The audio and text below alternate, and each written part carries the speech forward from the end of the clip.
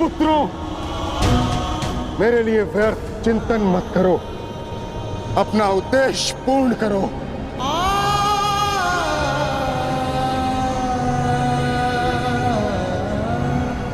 कर्म करो, प्रहार करो।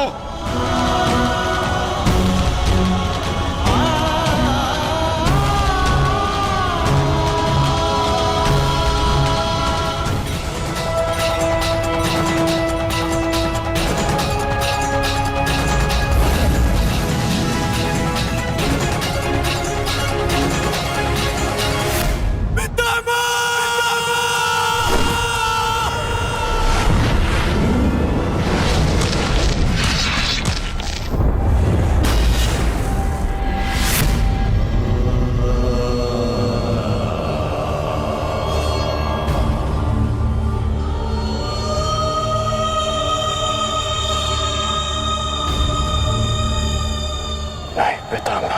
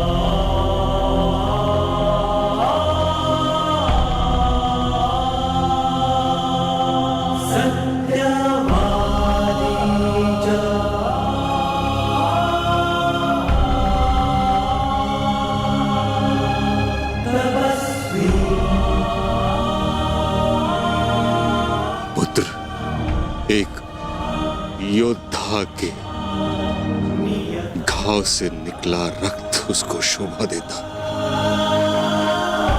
आंखों से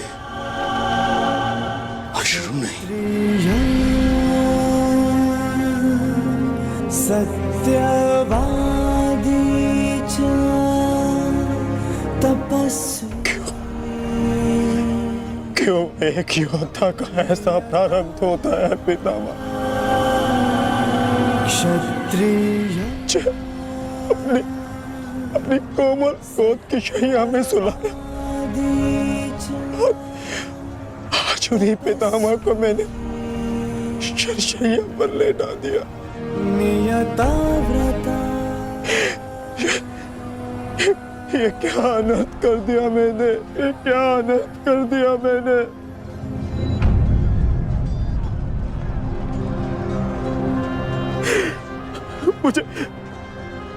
मुझे क्षमा कर दीजिए पितामह, मुझे क्षमा कर दीजिए। कर्तव्य पूर्ण करने पर आंखों में गर्व होना चाहिए पुत्र, होठों पर क्षमा नहीं।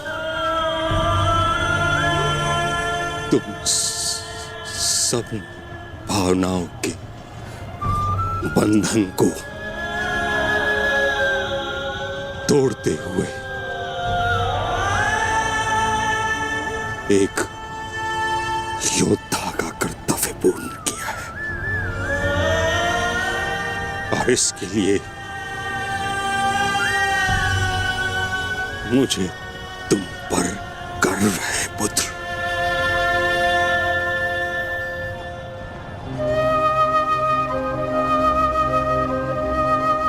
एक बात सदैव स्मरण रखना पुत्रों, परिस्थिति चाहे जो सदैव धर्म का साथ देना।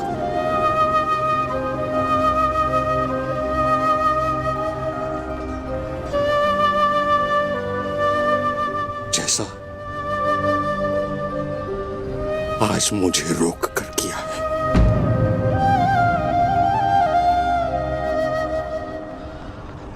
मुझे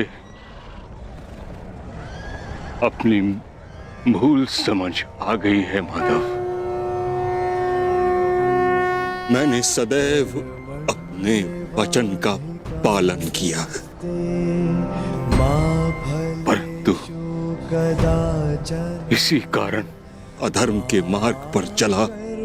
जिस समय समाज को मेरी आवश्यकता थी, उस समय मैंने समाज का त्याग किया, किंतु आपने मुझे मेरी भूल का आभास कराया वासुदेव। आज मुझे लगा हर बाण मेरे हर अधर्म का परिणाम है। आज मैं अपने सभी पापों से मुक्त हो रहा हूं।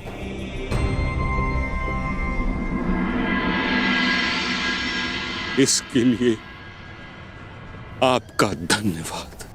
आपने अपना कर्तव्य पूर्ण किया गंगापुत्र। आपका ये बलिदान, ये त्याग आने वाली पीढ़ियों को सदैव ज्ञात करवाएगा कि परिवर्तन ही सृष्टि का नियम है और धर्म से बढ़कर कोई कर्म नहीं। पश्चाताप भरा जीवन जीना अत्यंत कठिन होता है पुत्र। तुम्हारा तो सौभाग्य है, तुम्हारे साथ वासुदेव जैसे मार्गदर्शक हैं।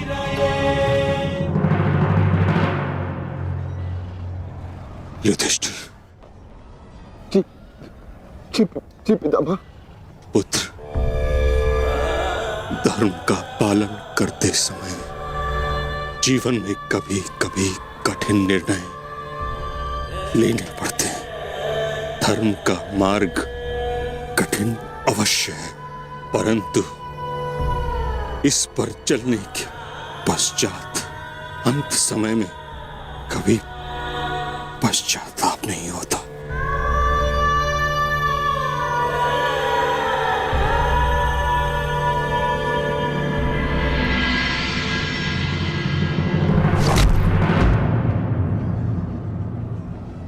पितामह!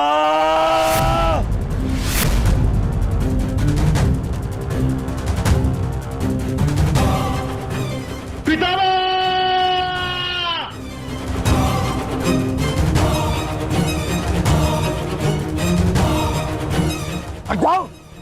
हट जाओ! हट जाओ! हट जाओ!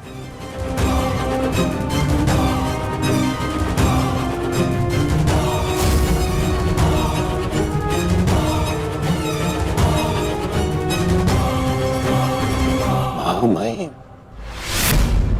ये क्या किया तुमने? हाँ? सिंहासन पाने के लिए इतना अनर्थ कर दिया?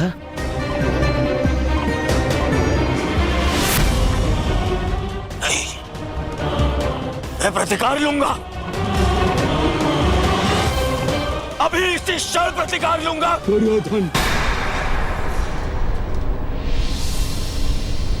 आज का युद्ध समाप्त हो चुका है। अर्जुन ने वही किया जो उसके स्थान पर तुम करते।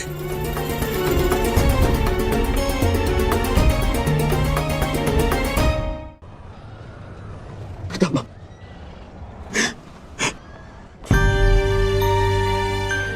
ये क्या हो गया पितामह? ये क्या हो गया?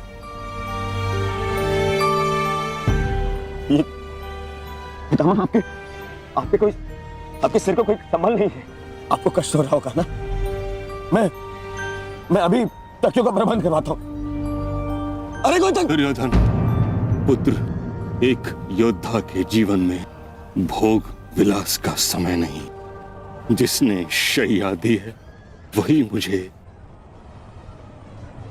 तकिया भी प्रस्तुत करेगा।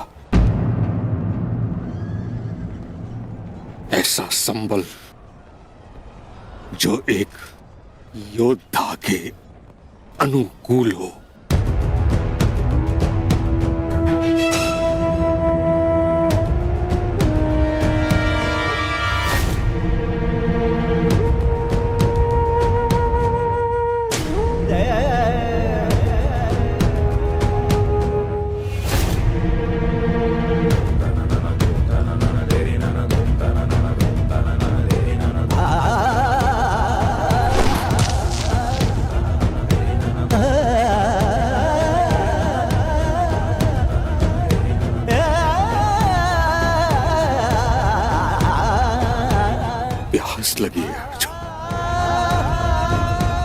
गंगा जल जाए।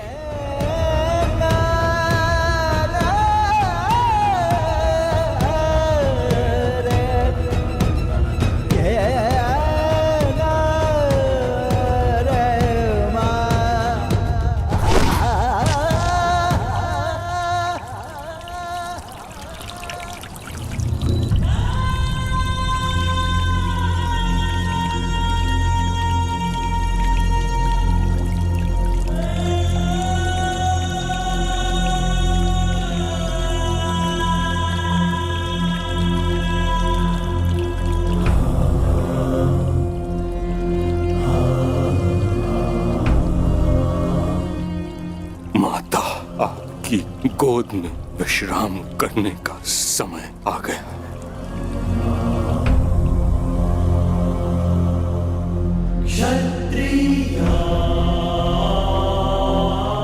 अब तुम्हें यहां से चले जाना चाहिए पुत्रों। यहां रहकर तुम मुझे इस दशा में अधिक समय तक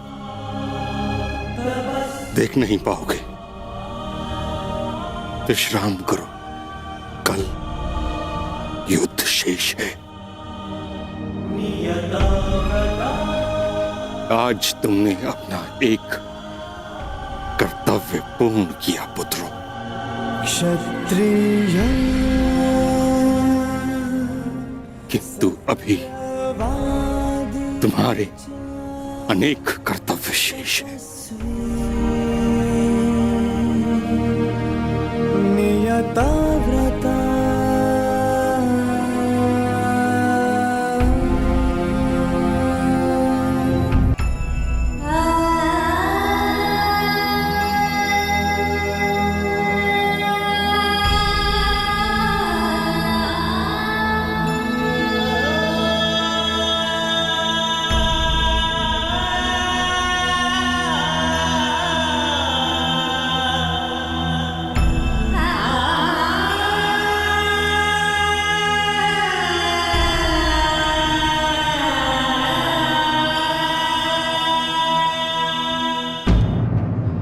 कर्ण,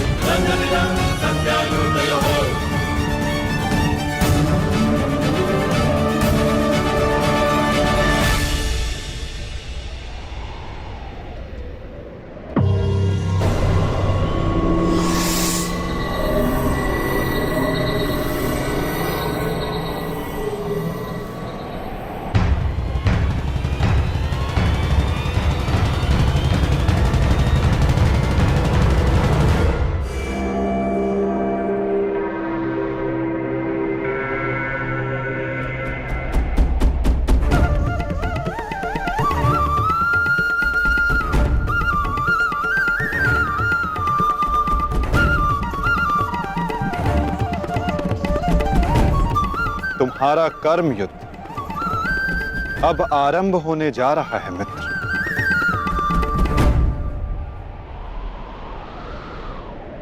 कल तुम युद्ध भूमि में प्रवेश करोगे, परंतु आज भी कोई कुरुक्षेत्र की युद्ध भूमि में है। जो तुम्हारी प्रतीक्षा कर रहा है मित्र।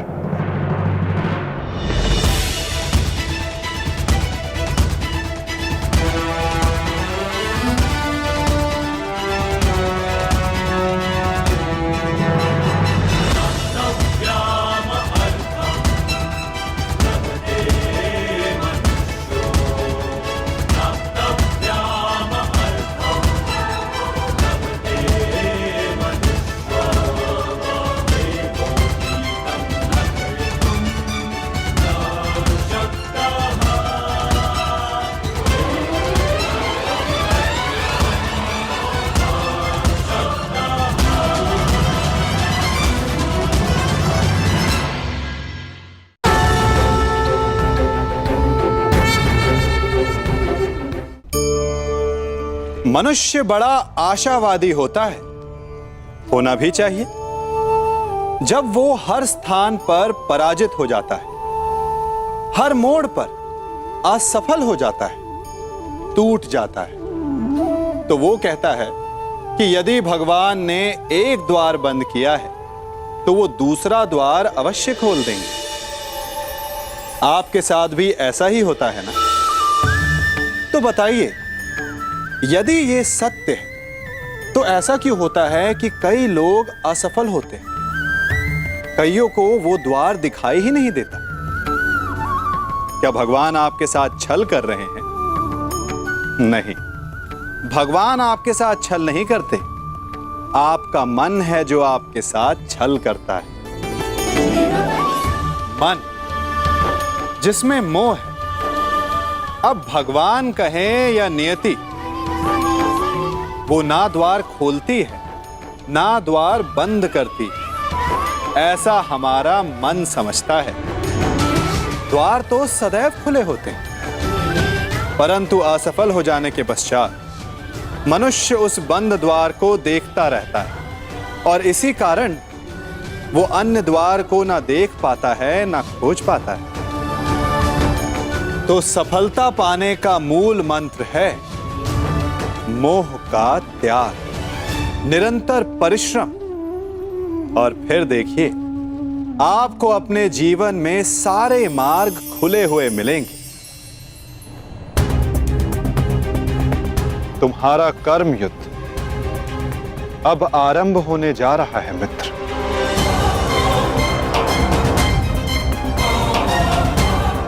कल तुम युद्ध भूमि में प्रवेश करोगे, परंतु आज भी कोई कुरुक्षेत्र की युद्ध भूमि में है जो तुम्हारी प्रतीक्षा कर रहा है मित्र।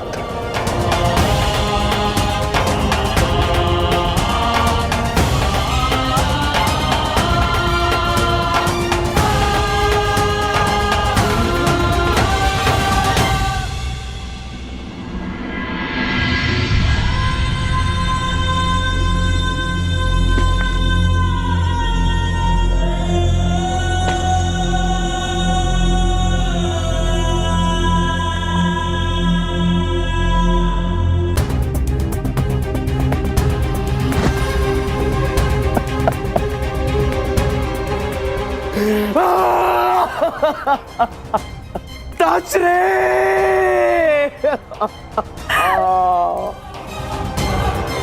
ये भयंकर है संजय, ये महाविनाश का प्रारंभ है संजय। वो वट वृक्ष गिर गया संजय, जिसकी छाया में हस्तिनापुर और मेरे पुत्र सुरक्षित थे। अब कौन करेगा कुरुवंश की रक्षा? कौन करेगा मेरे पुत्रों की रक्षा?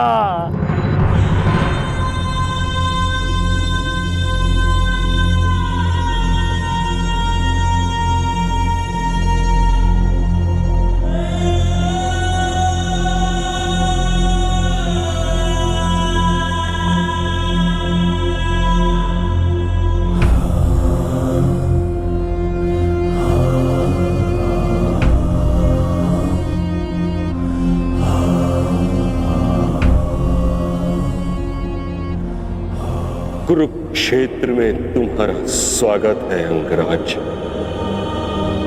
नियता जानते थे। आप जानते थे कि मैं माता कुंती का ज्येष्ठ पुत्र हूं। पितामह, यदि आप जानते थे फिर आपने मुझसे ये बात क्यों छिपाई? क्यों मुझे रणभूमि में नहीं आने दिया? मैं कुंती के ज्येष्ठ पुत्र को अपने ही अनुजों से लड़ते नहीं देख सकता था। मुझे क्षमा कर देना पुत्र। मैंने तुम्हें सदैव दुख के अतिरिक्त कुछ नहीं दिया। ये तुम्हारा युद्ध नहीं, क्योंकि मेरी भांति ना तो तुम वचन से बंधे हो, ना ही राज्य से। तुम तो सदा परिवर्तन के लिए लड़े हो कर्ण। जन्म पर कर्म की श्रेष्ठता सिद्ध करने के लिए सदैव संघर्ष किया है तुम। परंतु ये भी सत्य है कि तुम जन्म से क्षत्रिय हो, शूद्र। क्षत्रिय का सबसे बड़ा धर्म युद्ध नहीं, धर्म की सुरक्षा होता है। इस महायुद्ध से विलग रहो पुत्र। मैं वही कर रहा हूं जो परिवर्तन के लिए उचित है। मैंने सदैव अपना कर्तव्य पूर्ण किया है पितामह। अब आप मुझे रणभूमि में जाने से नहीं रोक सकते। आपने जो किया उस पर आपका विश्वास था। मैं जो करूंगा उस पर मेरा विश्वास है, और मेरा विश्वास है कि दुर्योधन युधिष्ठिर से कहीं अधिक सक्षम शासक है।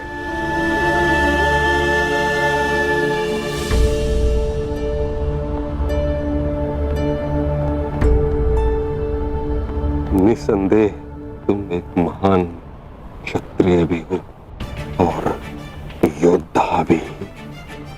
युद्ध और संघर्ष तुम्हारे रक्त में है। ये देह छोड़ते समय एक बात का खेद रहेगा मुझे कि यदि मैं तुम्हारे बारे में पहले जान जाता तो हस्तिनापुर के सिंहासन पर तुम विराजमान होते पुत्र। तुम्हारे ध्वज तले मैं गर्व से युद्ध करता और हस्तिनापुर के सिंहासन के प्रति मेरी प्रतिज्ञा भी पूरी हो जाती। ना ये अधर्म होते, ना ये युद्ध होता।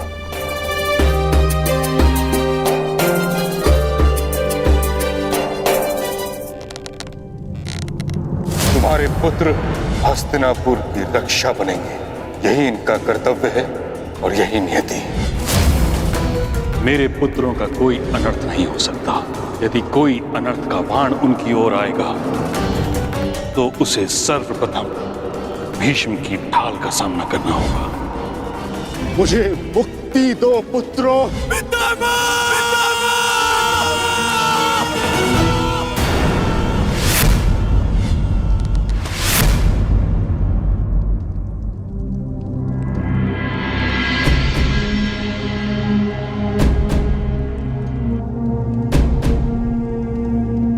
पार्थ,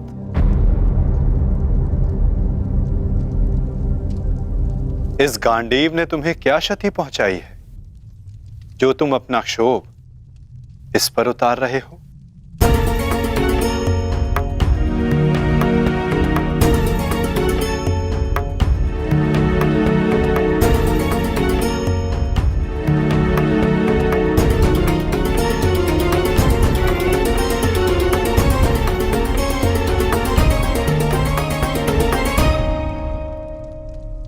आज तुमने जो किया निस्संदेह बहुत कठिन था पार्थ। बहुत साहस चाहिए अपने श्राद्धेय पर प्रहार करने के लिए, और ऐसा करके मनुष्य का मन टूट जाता है, अशांत हो जाता है।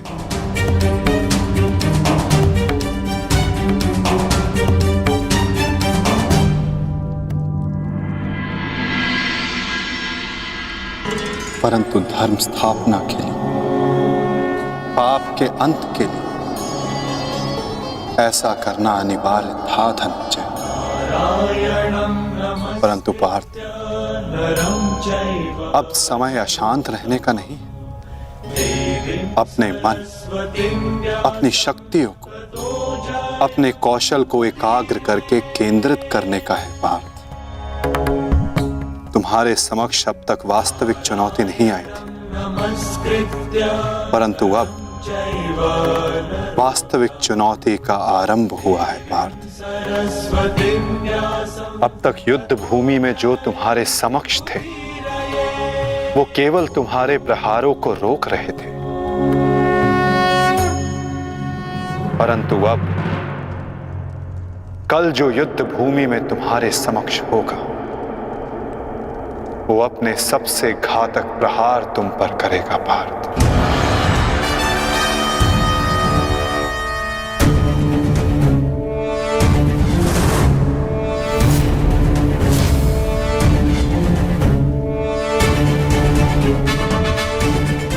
कौरवों की ढाल टूटी है और अब इस युद्ध में नियम टूटने प्रारंभ होंगे पार्थ। स्वयं को संभालो पार्थ, और युद्ध के लिए सज्ज रहो, क्योंकि कल से प्रारंभ होगा वास्तविक महाभारत।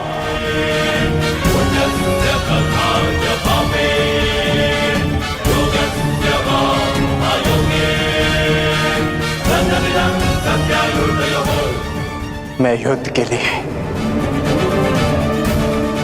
सज्ज हूं माता। यदि तुम युद्ध के लिए सज्ज हो, तो कल से यह रणभूमि तुम्हारे सामर्थ्य और पराक्रम की साक्षी बनेगी। मुझे विश्वास है तुम्हारी गौरव गाथा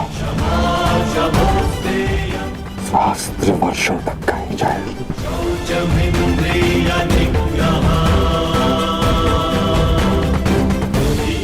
मैं आशा करूंगा कि इस युद्ध के पश्चात मैं गौरवशाली योद्धा कर्ण से भेंट कर सकूं।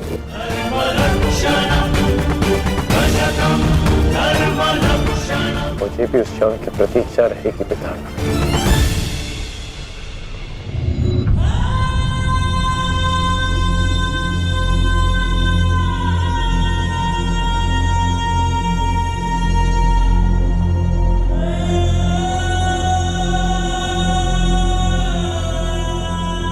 नियति का लिखा मैं नहीं बदल पाया कुंती। वर्षों जिस द्वंद को मैं और तुम रोकते रहे, कल से वह प्रारंभ होगा। कल तुम्हारे दोनों पुत्र रणभूमि में एक दूसरे के विपक्ष में खड़े होंगे, एक दूसरे के रक्त के प्यासे।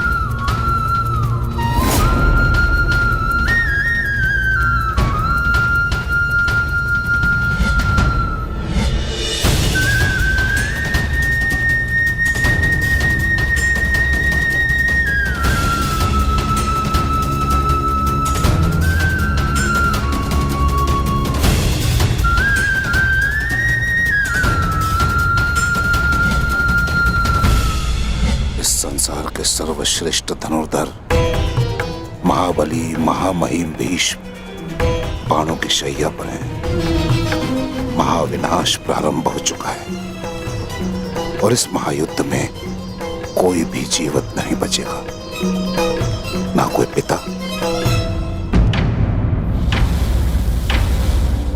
और ना ही पुत्र।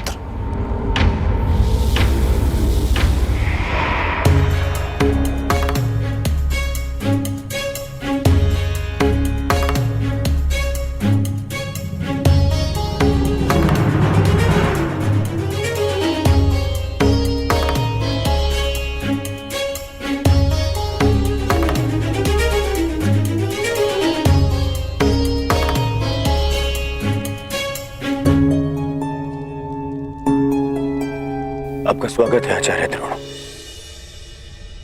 हम सब आप ही की प्रतीक्षा कर रहे थे। आइए।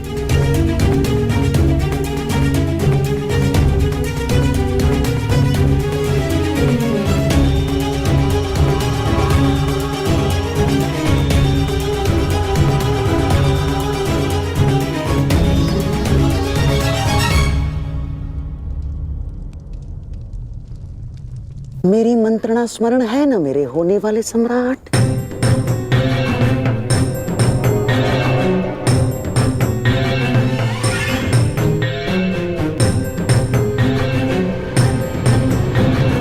आज का दिन युद्ध भूमि में हमारे लिए दुर्भाग्यपूर्ण था। हमारे प्रमुख सेनापति महामहिम पितामह भीष्म शत्रुओं द्वारा रणभूमि से बाहर कर दिए गए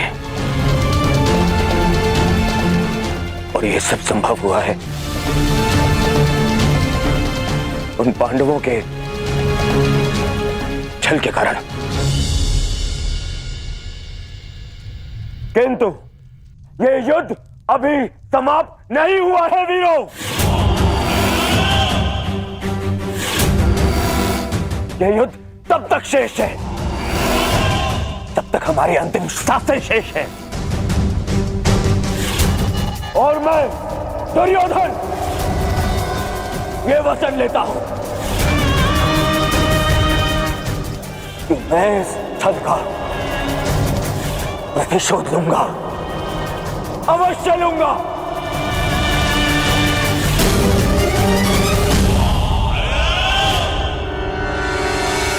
परंतु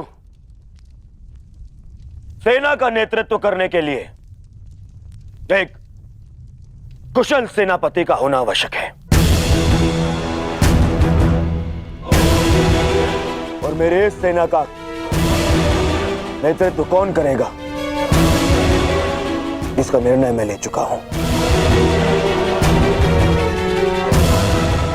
हमारी सेना का नेतृत्व करेगा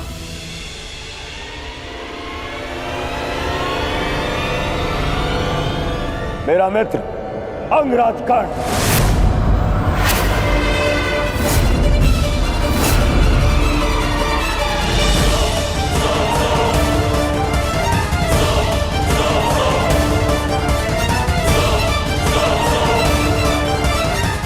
बस दुर्योधन,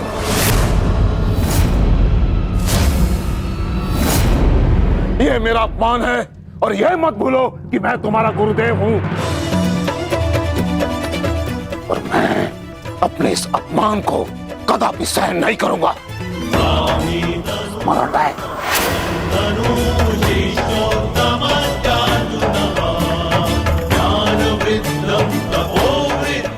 आज हस्तिनापुर का दुर्भाग्य है कि महामहिम बाणों के शैया पर लेटे हैं। बहुत अधिक पीड़ा हो रही है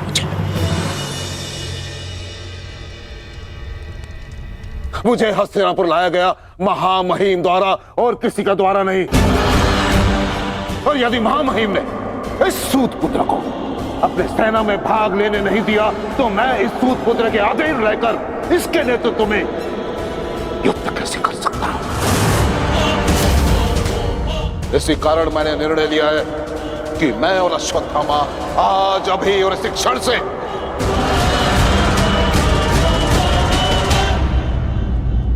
कौरवों के पक्ष का त्याग करते हैं। आचार्य,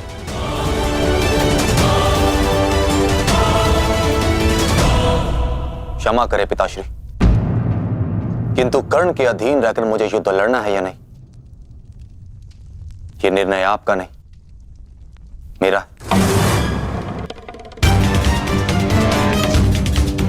आप मेरी ओर से निर्णय नहीं ले सकते। बस, अपने पिता और आचार्य से विवाद करने की अनुमति ना तो धर्म देता है और ना ही तुम्हारे भीतर का योद्धा।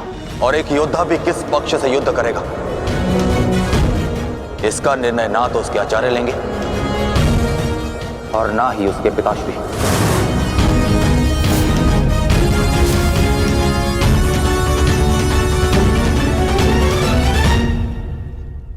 मेरे आदेश की अवहेलना करने का तो साहस कभी मत करना अश्वत्थामा। निर्णय ले लिया है मैंने कि आज अभी और इस क्षण से हम कौरवों के पक्ष का त्याग कर रहे हैं।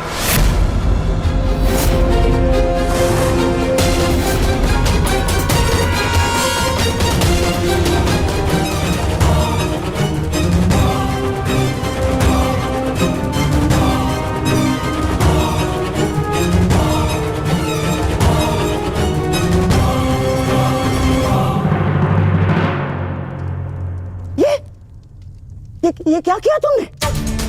गुरु द्रोण को रोका क्यों नहीं तुमने दुर्योधन? होने वाले सम्राट हो तुम, सम्राट। तुम्हारी सेना का एक एक महारथी ये तुम्हारे विरुद्ध जाएगा तो युद्ध में विजय कैसे पाओगे तुम?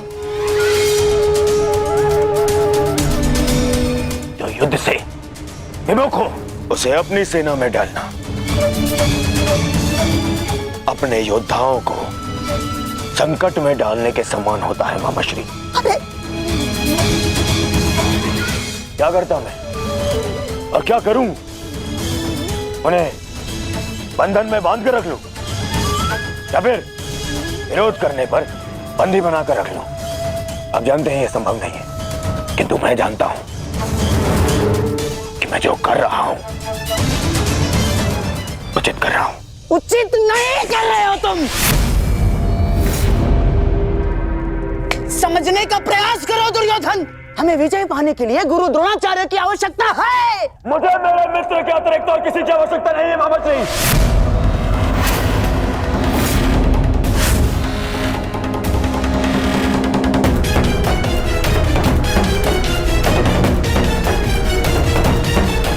आओ सेनापति कर्ण, तुम्हारा स्वागत है। बताओ हम सबको कल के लिए हमारी क्या व्यू रचना रहेगी? मित्र, गांधार नरेश उचित कह रहे हैं। इस युद्ध को जीतने के लिए हमें गुरु द्रोण की आवश्यकता है।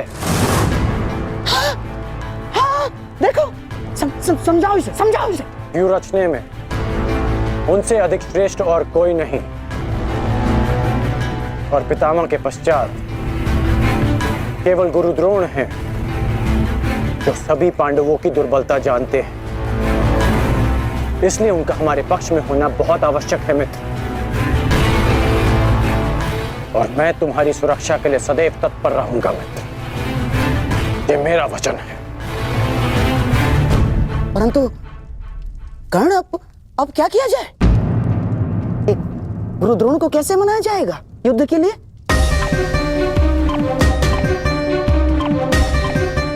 मेरे पास उपाय है। हाँ, कैसा उपाय अंगराज? गुरु द्रोण कल युद्ध में प्रस्तुत रहेंगे।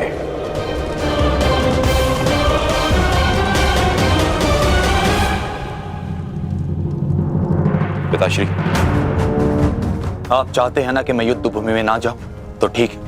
यदि मैं रणभूमि में नहीं जा सकता तो अभी इसी क्षण पांडवों के शिविर में जाकर सबका वध कर दूंगा, परंतु युवराज दुर्योधन की सहायता जरूर करूंगा, चाहे इसके लिए मुझे अपने प्राण भी क्यों ना गंवाने पड़े। अश्वत्थामा,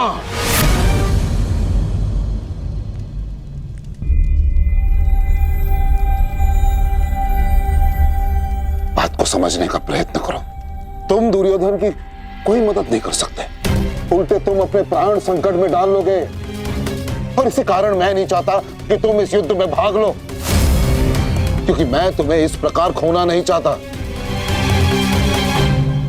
अब मैं कोई बालक नहीं हूं पिताश्री, अपने निर्णय स्वयं लेना चाहता और ऐसा करने में मैं सक्षम भी हूं। प्रणिपात।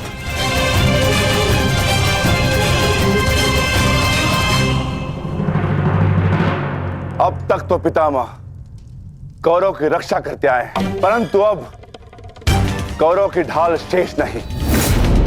मैं विकोदर भीम उन पापियों का नाश करना आरंभ कर दूंगा। कौरव का नाश करने की प्रतिज्ञा पूर्ण करने का अब समय आ गया है। हाँ भ्राताश्री, जिसकी प्रतीक्षा थी वो समय आ गया।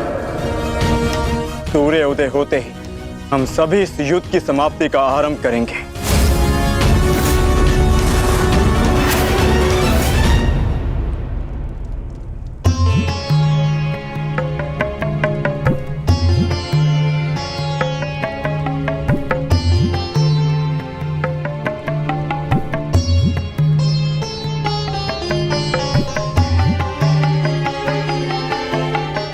आइए महाराज, अच्छा हुआ आप आ गए।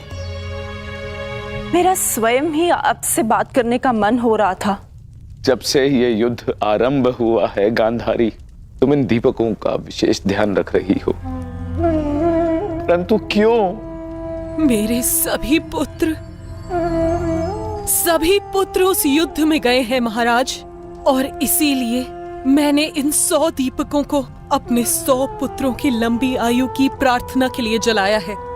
अब ये 100 दीपक मेरे 100 पुत्रों की आयु का एकमात्र सहारा है। कहीं इन दीपकों को संभालते संभालते तुम अपने हाथ न जला लेना गांधारी। नहीं महाराज, जब एक माता अपने शिशु को जन्म देती है तो उसे अपने आप ही ज्ञात होता है कि उसका शिशु क्यों रो रहा है। एक पुत्र को कभी अपनी माता को अपने रुदन का कारण बताने की आवश्यकता नहीं होती। इसी प्रकार मुझे इस बात का अनुमान हो जाता है कि इनमें से किस दीपक को तेल की आवश्यकता है और किसे नहीं, और इसके लिए मुझे नेत्रों की आवश्यकता नहीं है। तो पूछो अपने इन दीपकों से कि मेरे पुत्रों की रक्षा कौन करेगा? कौन? मैंने अभी भी आशा नहीं छोड़ी है महाराज। तात श्री के पश्चात द्रोणाचार्य हमारे पुत्रों की रक्षा करने में सक्षम है।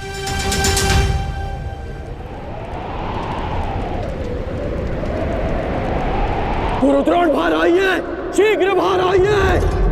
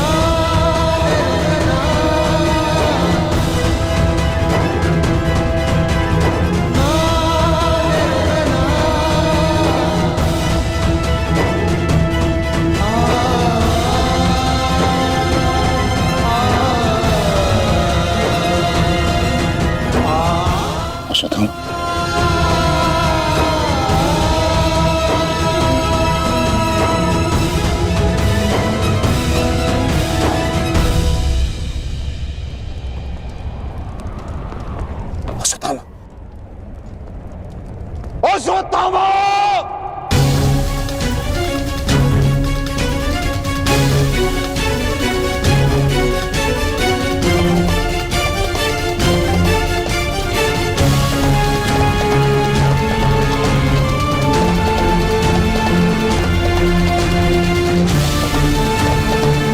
किसने किया ये सब पंगा?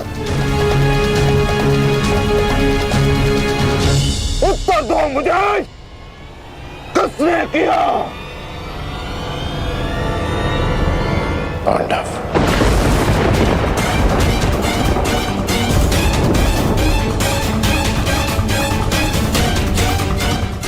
आज उन दुष्टों ने मुझे पुत्रविहीन कर दिया। युद्ध की घोषणा करो। मैं उनके संपूर्ण वंश को एक साथ समाप्त कर दूंगा अंगराज।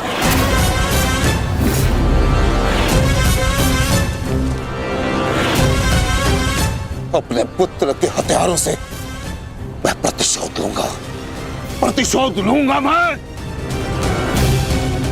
मैं पांडवों का अंत कर दूंगा, समूल नष्ट कर दूंगा उन्हें। अंगराज, तुम कौरवों के सेनापति हो ना? तो आज तुम्हारे सेनापति तुम्हें आज कौरवों की विजय होगी और पांडवों की हार, और ऐसी हार जो भूत है ना भविष्य। आज के सूर्योदय के साथ मैं पांडवों के जीवन का सूर्यास्त कर दूंगा। चलो मेरे साथ।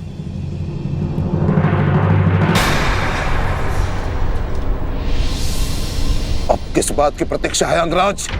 सूर्योदय होने वाला है, चलो मेरे साथ। परंतु आप तो एक सूत पुत्र के अधीन युद्ध में भाग नहीं लेना चाहते थे आचार्य।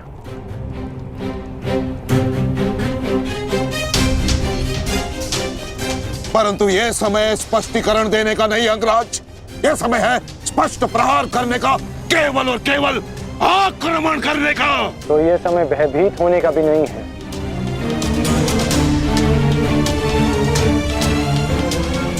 घुमा फिरा के बातें मत करो अंगराज, जो कहना है स्पष्ट रूप से कहो। कहना क्या चाहते हो तुम? सत्य कहना चाहता हूं आचार्य। आपने ये युद्ध मेरे सूत पुत्र होने के कारण नहीं छोड़ा था।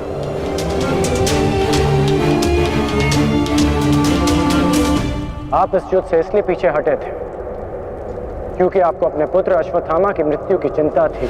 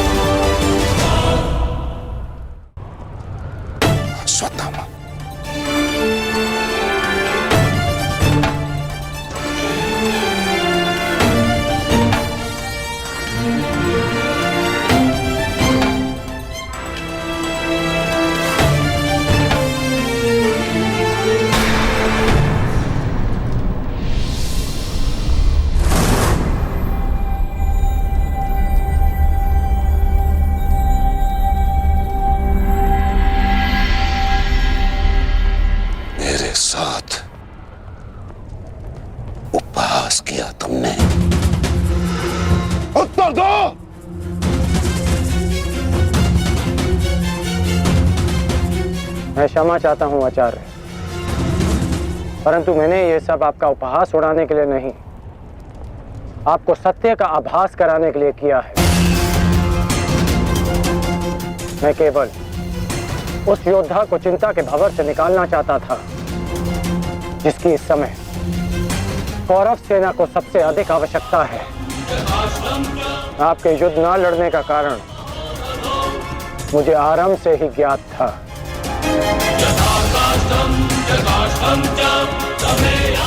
पुत्र खो देने की पीड़ा से मैं भली भांति अवगत हूं,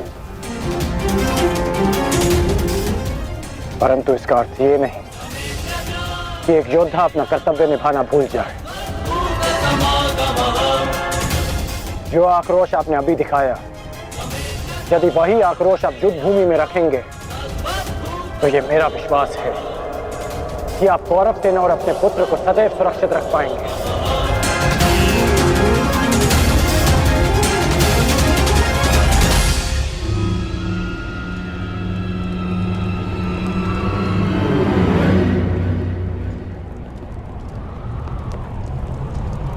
क्षमा कर दो दुर्योधन। मैं पुत्र मोह और कर्तव्य के मध्य उलझ गया था, बहुत कुछ भूल गया था। क्षमा कर दो मुझे।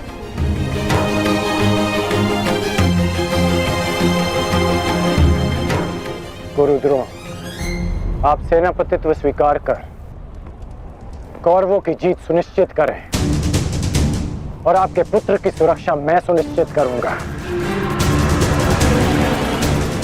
ये मेरा वचन है कि जब तक मैं जीवित हूं, मृत्यु अश्वत्थामा के निकट भी नहीं आएगी।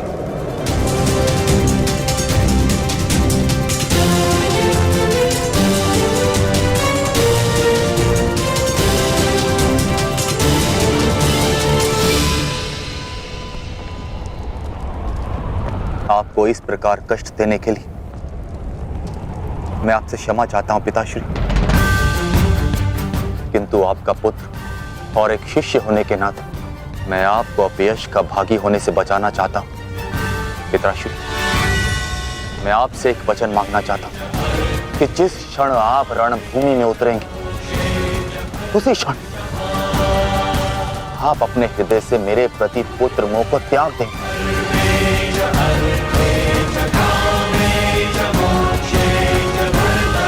और पूर्ण रूप से युद्ध को समर्पित हो जाएंगे।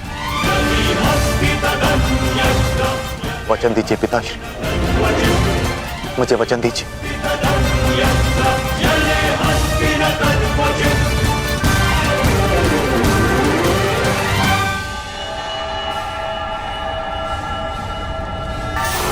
मैं वचन देता हूं।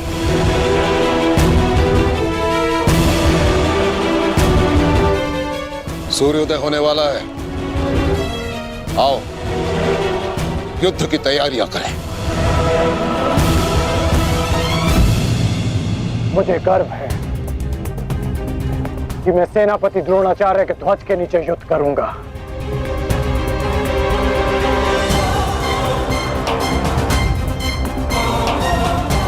मैंने तुम्हें पहले भी कहा है मित्र, मुझे तुम पर पूर्ण विश्वास है। तुम्हारा हर एक निर्णय मेरे ही हित में होगा।